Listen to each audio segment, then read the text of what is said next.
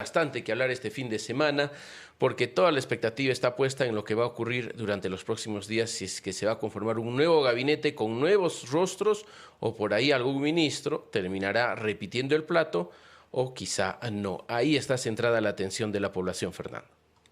Así es, César. Y en el primer discurso del presidente José Gerí, que lo hizo rápidamente, ¿no? Lo vimos que cuando se aprobó la vacancia de Dina Boluarte, en un momento él desapareció porque se fue precisamente a preparar su discurso, ¿no?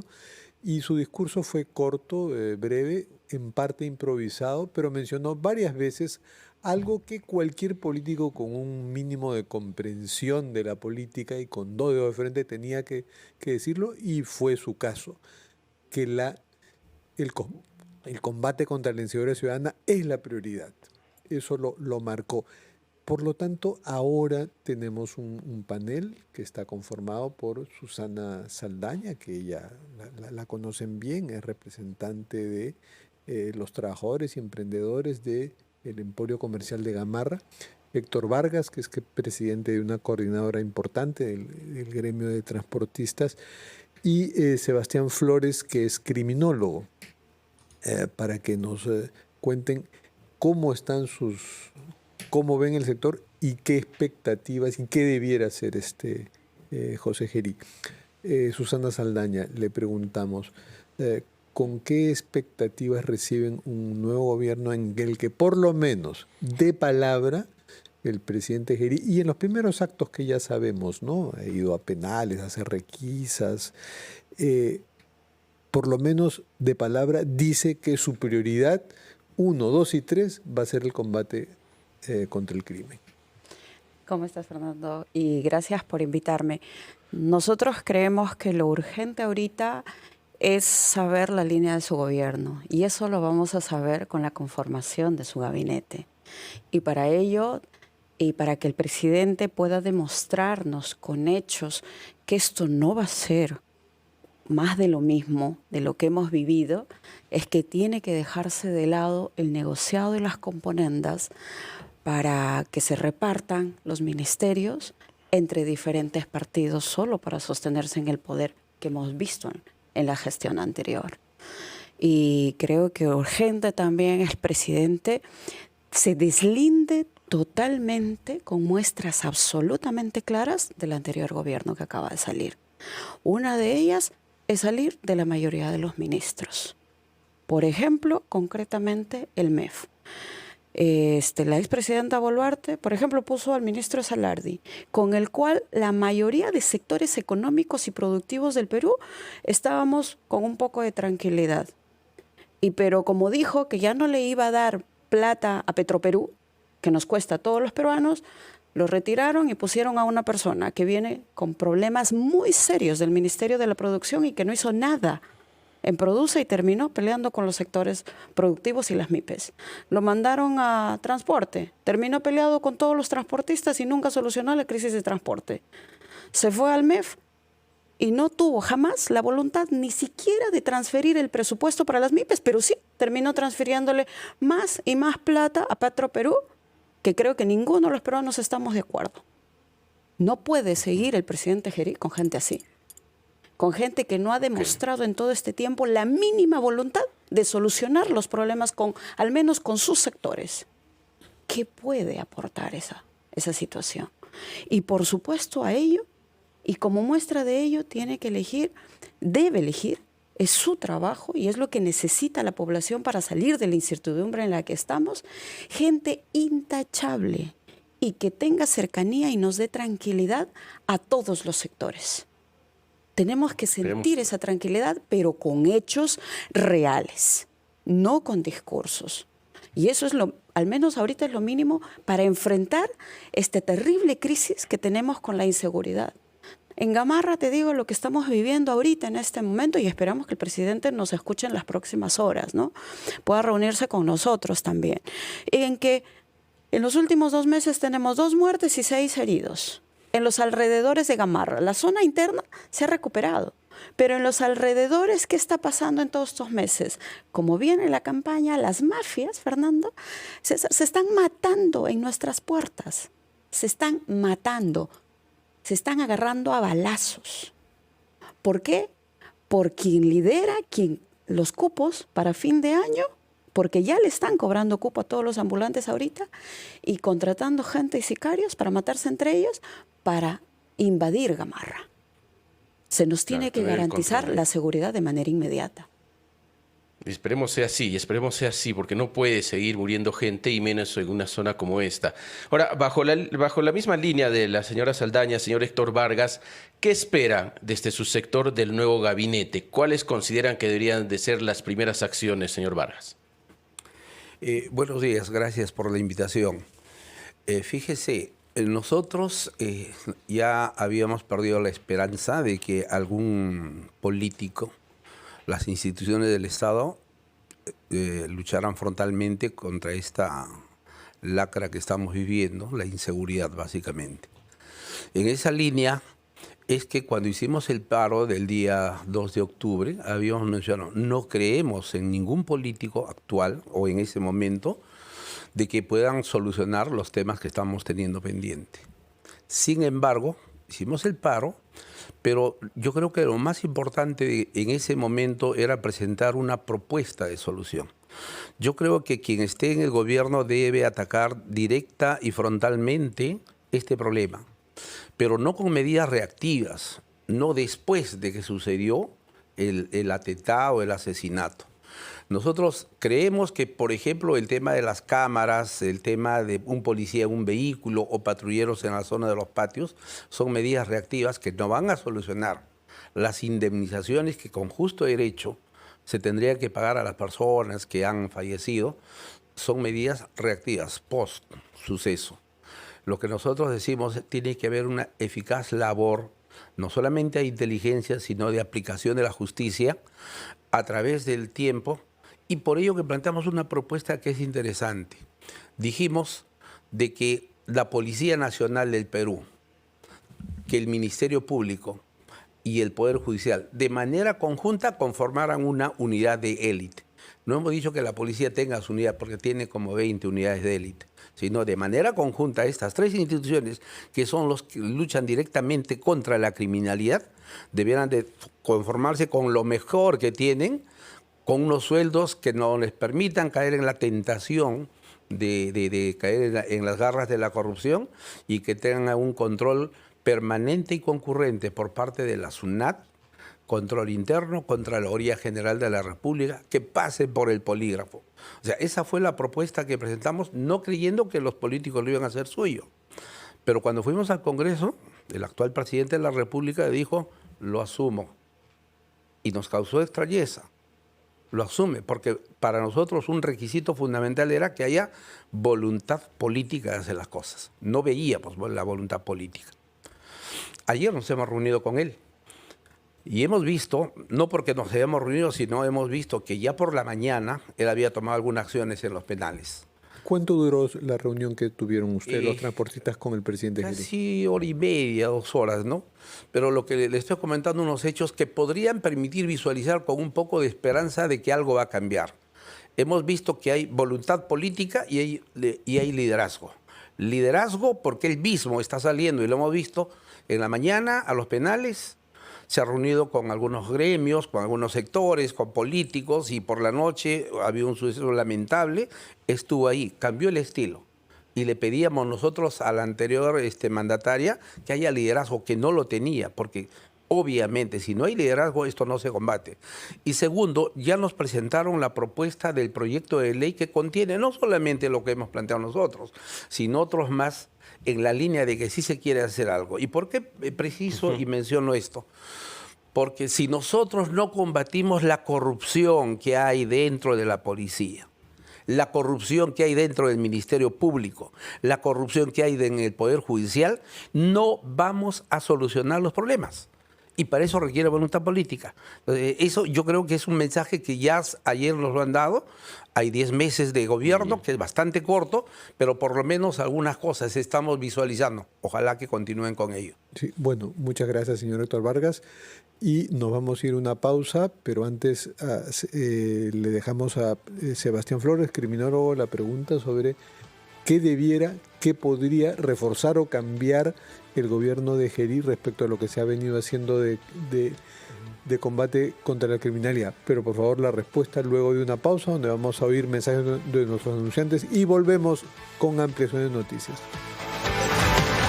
Equipa, además nos acompañan el señor Héctor Vargas, presidente de la Coordinadora de Transporte Urbano de Lima y Callao, la señora Susana Saldaña, presidenta de la Asociación Empresarial Gamarra Perú, y el criminólogo Sebastián Flores Martín. Fernando, dejaste, mejor dicho, una pregunta antes de ir a la pausa para quienes recién se conectan. Sería bueno reiterarla. Sí, le estaba preguntando al criminólogo Sebastián Flores qué debiera reforzar o cambiar en cuanto a la aproximación de lucha contra la criminalidad el presidente Gerí, y por favor que comentes lo que nos acaba de contar Héctor Vargas, que se reunieron ayer con Gerí y Gerí les dijo que tenía lista una propuesta para que haya tanto en la policía como en el Ministerio Público y en el Poder Judicial unidades interconectadas y especializadas en el combate contra el crimen organizado. Correcto, buenos días, primero que nada.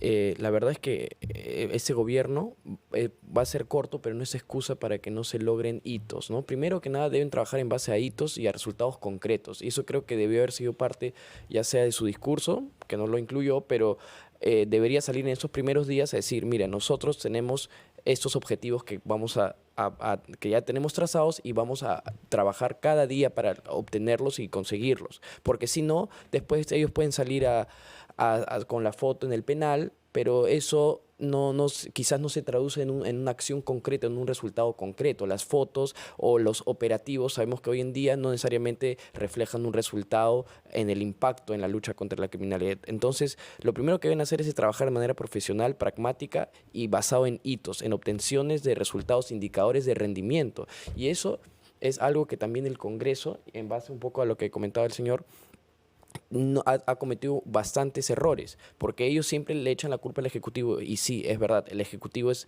el encargado principal de gestionar la seguridad pública, pero todo se basa en las leyes, y muchas leyes que ellos han sacado no eran prioritarias. Por ejemplo, lo que menciona el señor Vargas, el tema de disminuir las barreras burocráticas y que haya mayor articulación entre las instituciones, es algo vital y que debieron haber visto y revisado, derogado, mejorado desde el inicio de su periodo. No pueden entrar ahora por el tema de presión política a recién querer reestructurar todo, porque eso toma tiempo, ¿no? Eso por un lado. Lo segundo, yo sí considero que debe haber algún tipo de proyecto de ley que exija a que el Ejecutivo trabaje en base a indicadores de rendimiento, porque nosotros vemos cómo gestionan la seguridad desde el sector municipal, del sector del ministerio y todos los encargados de la seguridad pública sin objetivos. El sector privado, y yo siempre lo repito y no me voy a cansar de repetirlo, porque ¿cómo es posible que el sector privado trabaje en base a indicadores de rendimiento y si una persona o una institución no rinde, es sancionada? Para que quede bien claro lo que estás diciendo con un ejemplo. O sea, actualmente hay tantas extorsiones y para diciembre la meta debe ser que disminuyan tanto. Claro, eso porque eso te va a dar una hoja de ruta para que tú puedas tomar acciones concretas y después decir, mira, comenzamos la gestión ahorita en octubre, ahorita en marzo hemos trabajado todo eso, porque ya no sirve de nada decir hemos desarticulado 200 bandas, hemos recuperado tantas municiones, porque no hay una comparativa. 200 bandas de cuántas, ¿no? O cuántos se han denunciado, hay 20.000 denuncias de extorsión, ¿cuántas has resuelto?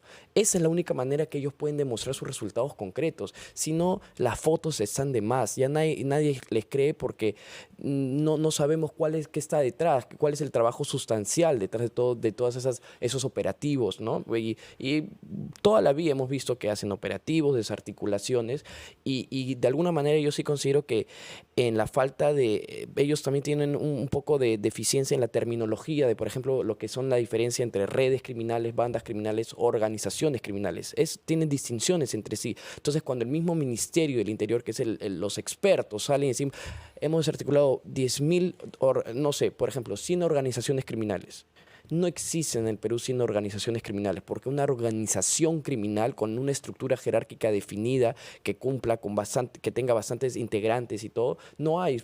Debe haber una, que son los pulpos. Esa es la única que cumple la definición técnica de organización criminal. Entonces, un poco manipulan estas definiciones, manipulan esas cifras a su favor, pero lo mejor que ellos pueden hacer para demostrar sus resultados es, hay 10.000 denuncias de extorsión en el Cono Norte y hemos resuelto eficazmente tantas. ¿Y qué significa resolver eficazmente? No sé, por ejemplo, para hablar de temas de robo de celular, que es eficazmente haberlo resuelto significa recuperar el celular robado o atrapar al delincuente, o ambos. Ese tipo de cosas las podría definir el Congreso y es un trabajo que no es de la noche a la mañana. Pero cuando hablamos de específicamente lo que puede hacer Gerí es trabajar el corto, mediano, largo plazo. Creo que en la entrevista anterior el exministro había mencionado eso. Y un recurso que que sí sirve bastante, pero lamentablemente no lo saben utilizar bien a su favor, es el estado de emergencia. ¿Ya por qué es que ahora cuando se menciona el estado de emergencia toda la población dice por gusto?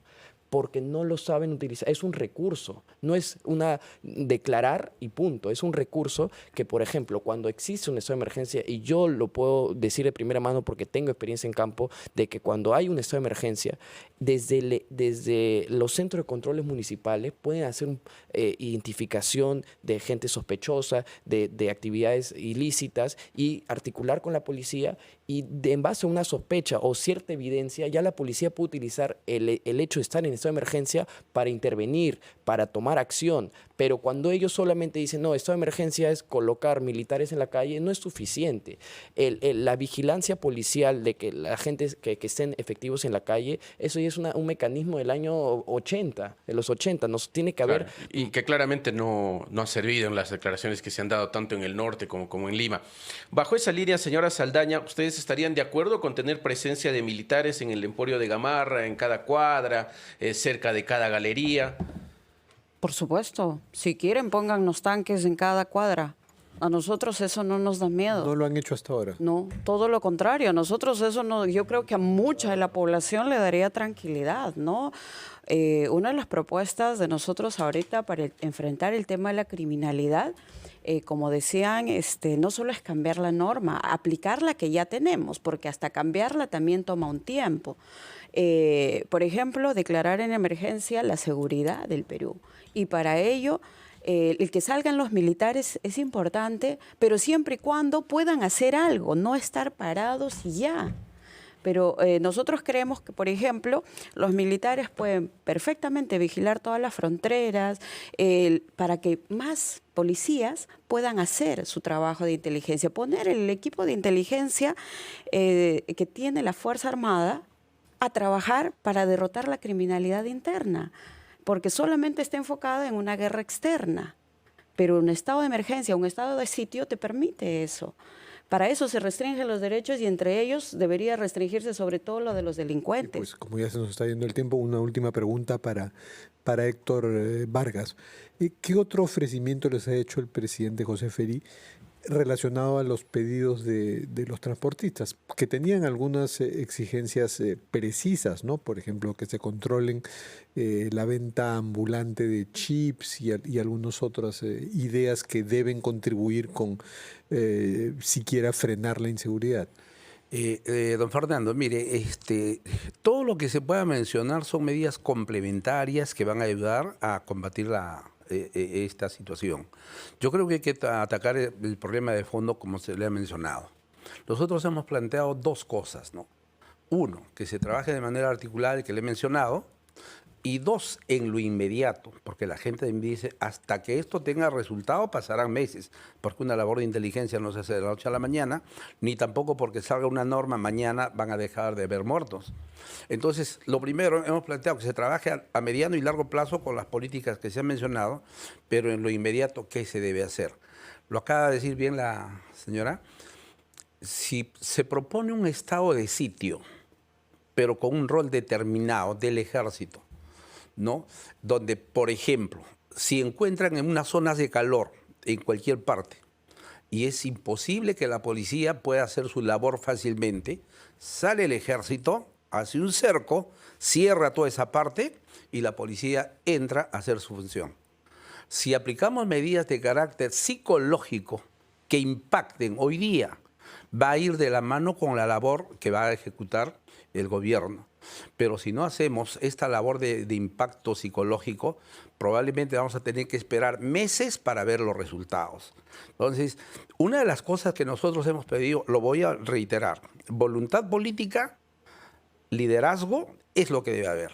Lo demás veremos cómo se va desarrollando. Pero hemos propuesto estas dos cosas, que se trabaje en la parte preventiva, en la parte de investigación criminal y haya un impacto psicológico el día de hoy. Eso necesitamos, ojalá, que se cumpla.